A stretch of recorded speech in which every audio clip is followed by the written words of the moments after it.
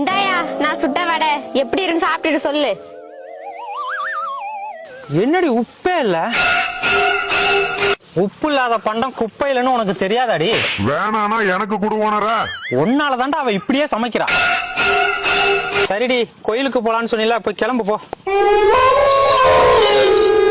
வரும்போது சாப்பாடு பார்சல் கட்டிட்டு வந்துருவான்.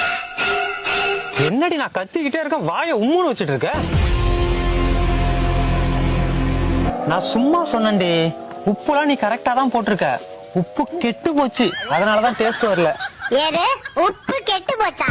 உலக வரலாற்றுலயே இப்படி ஒரு விஷயத்த இப்பதான்டா கேள்விப்படுறேன்.